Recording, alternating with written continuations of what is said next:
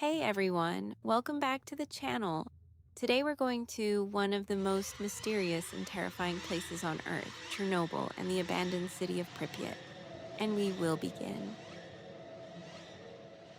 1986, the residents of Pripyat had no idea that the biggest nuclear disaster in history had just happened nearby.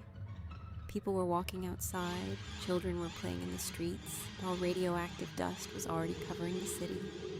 Within hours, Pripyat would become a ghost town forever. About 36 hours after the explosion, the Soviet government finally ordered an evacuation. Hundreds of buses arrived in Pripyat to remove nearly 50,000 residents from the city. Officials told everyone to stay calm and take only important documents, money, and a few personal belongings. They were told they would return home in just 3 days. Many people left food on their tables, clothes in their closets, and toys in children's rooms, but those 3 days turned into forever. Most residents never returned to their homes again. One of the most famous symbols of Chernobyl is the yellow Ferris wheel in Pripyat's amusement park. The park was supposed to officially open on May 1st, 1986, during a Soviet celebration. But because of the disaster, the opening never truly happened. Some reports say the rides were briefly turned on to distract children before evacuation, but the park was abandoned almost immediately afterward. Today, the rusted Ferris wheel stands completely silent, surrounded by trees and empty streets. It has become one of the most recognizable images of the disaster. After the reactor exploded, a nearby forest absorbed an enormous amount of radiation. Within days, the trees changed color from green to reddish brown and began to die. This area became known as the Red Forest. Even today, it remains one of the most radioactive places inside the exclusion zone. Scientists still study the area to understand how radiation affects plants, animals, and the environment over time. One of the creepiest places in Pripyat is the abandoned schools and kindergartens. Inside the buildings, books, notebooks, desks, and children's toys still remain covered in dust.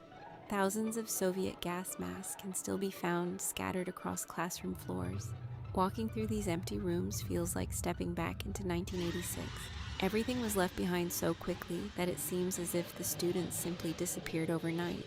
Hidden deep inside the forest near Chernobyl stands a massive Soviet radar system called Duga. The structure is incredibly huge, towering above the trees, like something from a science fiction movie. It was designed to detect incoming nuclear missiles during the Cold War. Because the radar produced a strange tapping sound over radio frequencies, people around the world nicknamed it the Russian woodpecker. For many years, the existence of the radar was kept secret. After humans left the exclusion zone, nature slowly began taking the city back. Trees started growing through roads, buildings, and abandoned apartments. Wild animals returned to areas where people once lived. Today, wolves, foxes, deer, wild horses, and many other animals can be found inside the zone. Some scientists even believe wildlife populations became larger because there are no humans living there anymore. Chernobyl is more than just an abandoned city. It is a reminder of how one moment changed thousands of lives forever. Even decades later, the silence of Pripyat still tells the story of the people who once lived there. Empty schools, abandoned apartments, and rusted amusement parks remain frozen in time, creating one of the eeriest places on Earth. Thanks for watching.